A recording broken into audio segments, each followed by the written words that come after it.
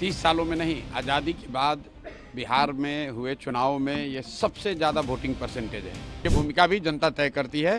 तो अब 3 दिन रह गए हैं, ज़्यादा स्पेकुलेशन का समय नहीं है। एक ही बात कल दिखा कि बहुत बड़े पैमाने पर वोटिंग हुई है। ये वोटिंग दिखाता है कि एकदम क्लोज कॉन्टेस्ट है, लड़ाई है, हर सीट पर, हर बूथ पे, हर गांव में लड़ाई है और लोगों के पास विकल्प है। 30 सालों में नहीं, आज़ादी के बाद बिहार में हुए चुनाव में ये सबसे ज़्यादा वोटिंग परसेंटेज है। ये दो बातों को दिखाता है। पहला कि जो बात हम लोग पिछले कई महीनों से, बल्कि मैं 1-2 साल से कह रहा हूँ कि बिहार में 60% से ज़्यादा जनता बदलाव चाहती है और पिछले 25-30 साल से जो राजनीतिक विकल्प के अभाव में एक तरह से धीरे धीरे राजनीति को लेकर, चुनाव को लेकर उदासीनता बन गई थी, विकल्प नहीं था लोगों के पास।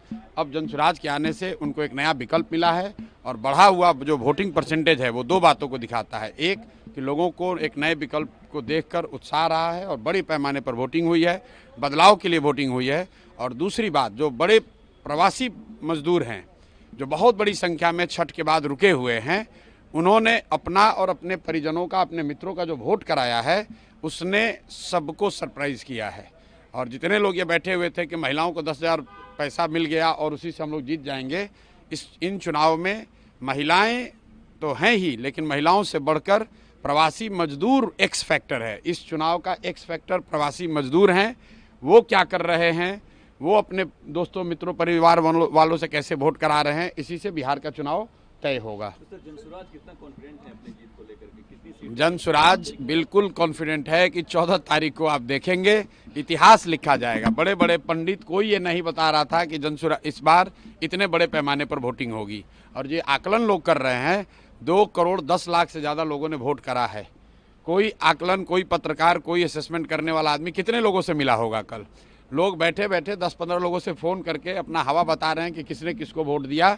किसी को जानकारी नहीं है। जब 14 तारीख को काउंटिंग होगी तभी पता चलेगा कि 2 करोड़ से ज़्यादा लोगों ने किसको वोट दिया है सबसे ज़्यादा मात्रा में। जो हम लोग देख रहे हैं कि जो प्रवासी मजदूर है वो बदलाव चाहते हैं और बहुत एग्रेसिव होकर उन लोगों ने वोटिंग किया और कराया है।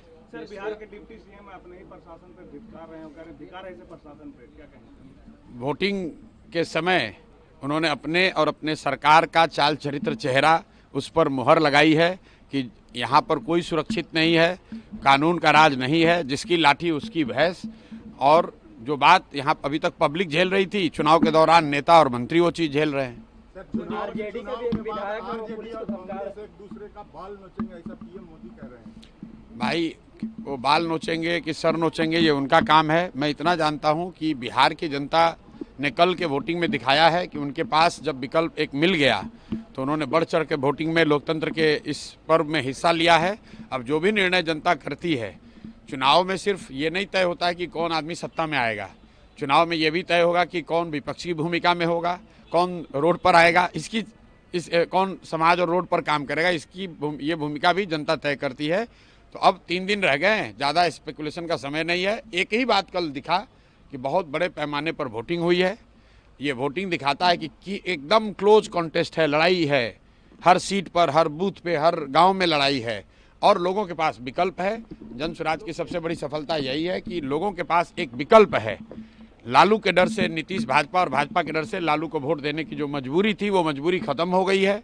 लोगों में उससे उत्साह है कि उनको एक नया विकल्प, एक नया रास्ता दिख रहा है, इसीलिए लोगों ने इतने बड़े पैमाने पर वोटिंग करी है। आरजेडी के विधायक और वही पुलिस को धमकी दे रहे थे। 122 सीटों में 100 सीटें बीजेपी जीत रही है। सम्राट चौधरी को ये बताना चाहिए कि वो तारापुर जीत रहे हैं कि हार रहे हैं। अपना चिंता करें कि तारापुर में जीत रहे हैं कि हार रहे हैं।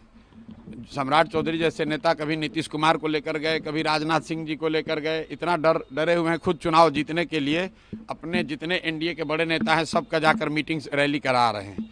अगर इतने ही कॉन्फिडेंट हैं तो बाकी लोगों को रैली कराने की क्या जरूरत थी? खुद ही जीत जाते, अपने काम के आधार पर जीत जाते। उन्होंने कहा है कि जो रोजगार के मुद्दे पे हैं, युवाओं ने बढ़ चढ़ के वोट दिया आरजेडी और गठबंधन। देखिए, तेजस्वी यादव कब कॉन्फिडेंट नहीं थे कि कल कॉन्फिडेंट दिखे आपको?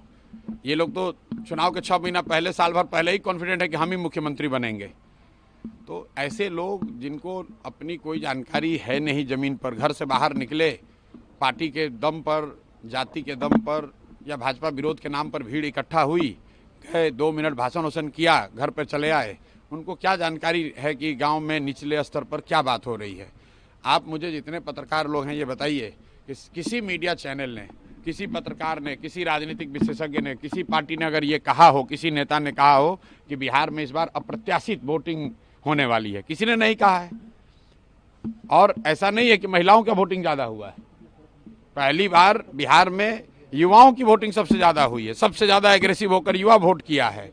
तो अगर युवा वोट कर रहा है तो अपने भविष्य के लिए वोट कर रहा है, बिहार में बदलाव के लिए वोट कर रहा है, बेहतरी के लिए वोट कर रहा है। स्टेटस को के लिए इतना बड़ा वोट पड़ना यूजुअली संभव नहीं है। एक दो अपवाद हो सकते हैं, लेकिन जहां कहीं भी पिछले 20 वर्ष में इस तरह से बढ़ चढ़ कर वोटिंग हुई है